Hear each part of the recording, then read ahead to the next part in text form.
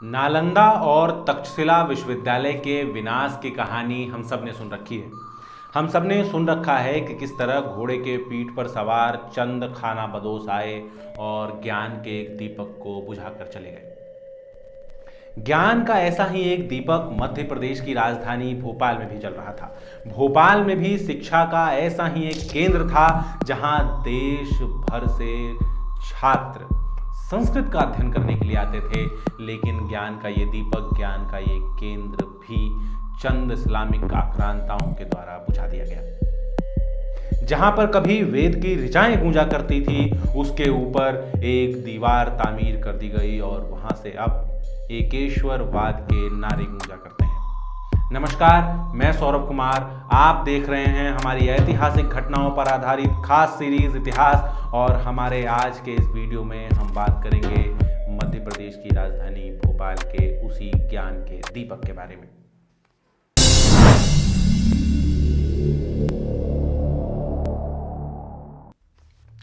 राजा भोज की नगरी भोपाल को हमेशा ज्ञान के केंद्र के तौर पर देखा गया और उसी तौर पर विकसित भी किया गया। जब आप राजा भोज की किताब साम्रांगण सूत्रधार उठाकर देखते हैं तो उसमें राजा भोज ने किसी भी शहर के लिए आदर्श नक्शा क्या होगा ये बना रखा है। इस नक्शे के बीचों बीच एक स्थान देव स्थान के लिए निर्धारित किया गया है, और जब हम आज के वर्तमान भोपाल के नक्शे को उसके ऊपर रखकर देखते हैं तो जहां पर देव स्थान होना चाहिए उस स्थान पर सराफा बाजार की जामा मस्जिद खड़ी है। ये जामा मस्जिद यहां पर बनाई गई ऐसा नहीं है। अपनी किताब हयाते कुदैसी में स्वयं सुल्तान जहां बेगम ने लिखा है कि आज जहां पर जामा मस्जिद खड़ी है वहां पर कभी हिंदुओं के पूजा का स्थान हुआ करता था। बात तब की है जब भोज के पोते राजा भोज के पोते उदयादित्य का शासनकाल था। उनके शासनकाल में उनकी पत्नी ने इस स्थान पर शिव के एक मंदिर की स्थापना की थी जिसे सभा मंडल कहा जाता था। इस सभा मंडल का विस्तार कितना था, यह सभा मंडल विशाल कितना था, ये आप इस बात से समझिए कि यहाँ पर 500 ब्राह्मण पूजा के लिए नियुक्त किए गए थे और 500 विद्वान यहाँ के अध्ययन अध्यापन का काम देखते थे। देश भर से छात्र वेद शास्त्र, धर्म, विज्ञान, समाज शास्त्र, राजनीति शास्त्र का अध्ययन करने के लिए इस केंद्र पर आया करते थे। लेकिन फिर इस्लामिक आक्रांताओं की नजर ज्ञान के इस दीपक के तरफ पड़ी। मध्य भारत में आक्रमण करने वाले हर इस्लामिक आक्रांता ने इस ज्ञान के दीपक को बुझाने का प्रयास किया, इसे तोड़ने का प्रयास किया, और इसे तोड़ने में आखिरी सफलता मालवा के सुल्तान होशंग शाह ने प्राप्त की। यह होशंग शाह वही होशंग शाह है जिसने नर्मदापुर को उजाड़कर उसका नाम होशंगाबाद रख दिया। हम आज भी उसे होशंगाबाद के ही नाम से जानते हैं।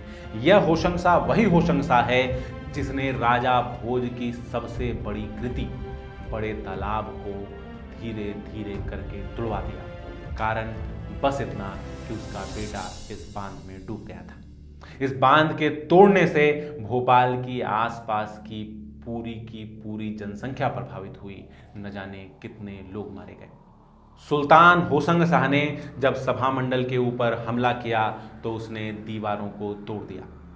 जो दीवारें कभी सभा मंडल की हुआ करती थीं, जमीन को उनसे पाट दिया गया, उसे चबूतरे के तौर पर बनाया गया और उसके ऊपर किबले की दीवार बना दी गई। देखते ही देखते जो स्थान कभी ज्ञान का केंद्र हुआ करता था वो एकेश्वरवाद के एक प्रतीक के तौर पर खड़ा हो गया। मूर्तियों को तोड़कर जमीन में दफना दिया गया। क्यों? मूर्तियों को तोड़कर सीढ़ियां बनाई गई। क्यों? ताकि आपके कदम उन पूज्य मूर्तियों पर बार बार पड़े जिनका आप कभी पूजन करते थे। ये सिर्फ एक राज्य को हराने का तरीका नहीं था, ये सिर्फ एक इमारत को नष्ट करने का तरीका नहीं था, ये तरीका था एक सभ्यता को अपमानित करने का, एक समाज के विश्वास को कुचलने का प्रयास था। आप कहेंगे ये बात स्थापित कैसे होती है कि इन्हीं मूर्तियों को तोड़कर इस चबूतरे को बनाया गया है। जामा मस्जिद के आसपास कुछ दुकानें बनाई गई हैं। इन्हीं दुकानों में एक दुकान नारायण सिंह लेडीज टेलरिंग की है। जब स्थान का अध्ययन करने वाले अध्येता उस दुकान में पहुंचे तो उस दुकान की छतों पर गणेश की कुछ प्रतिमाएं मिली। ये प्रतिमाएं ये साबित कर देती हैं कि उन्हीं प्रतिमाओं का इस्तेमाल करके, उन्हीं पूज्य प्रतिमाओं का इस्तेमाल करके इसके आधार को बनाया गया है। जब आप जामा मस्जिद घूमने जाते हैं तो जिन सीढ़ियों के ऊपर कदम रख के आप ऊपर तक पहुंच रहे हैं, उन सीढ़ियों के नीचे आपकी संस्कृति, आपकी सभ्यता, आपके आराध्य दफन है। किसी भी सभ्यता का उद्देश्य क्या होता है?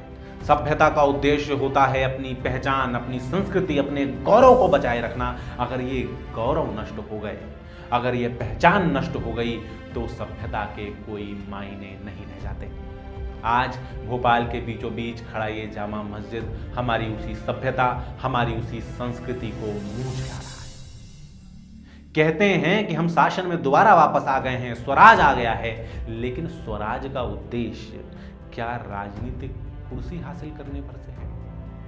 अगर हम अपने स्वाभिमान, अपनी संस्कृति को ही नहीं बचा पाएंगे तो यह राजनीतिक सत्ता किस काम की है? न जाने ऐसे ही कई और इमारतें इसी भोपाल में होंगी जो कभी ज्ञान का केंद्र थी और आज इमारत घर बनकर रह गई। अगर आप भोपाल में रहते हैं तो एक बार इस शहर को नए नज़रिए से देखिए, शहर में घूमिए और कान लगाकर ध्यान से सुनिए। अभी भी आपको इन दीवारों से मंत्रोच्चार के शब्द सुनाई देंगे, अभी भी आपको इन पत्थरों से वेद की ऋचाएं सुनाई देंगी। आप हमारे इस YouTube चैनल को सब्सक्राइब जरूर करें। इस बात को ज़्यादा से ज़्यादा लोगों तक पहुंचाने के लिए हमारी वीडियो को शेयर करें। आप हमें फेसबुक, ट्विटर, इंस्टाग्राम पर भी फॉलो कर सकते हैं। और अगर आपको भोपाल की संस्कृति से जुड़ी कोई नई बात पता है, कोई छुपी हुई बात पता है, तो हमारे कमेंट सेक्शन में हमें ज़रूर बताएं। आपका बहुत बहुत धन्यवाद।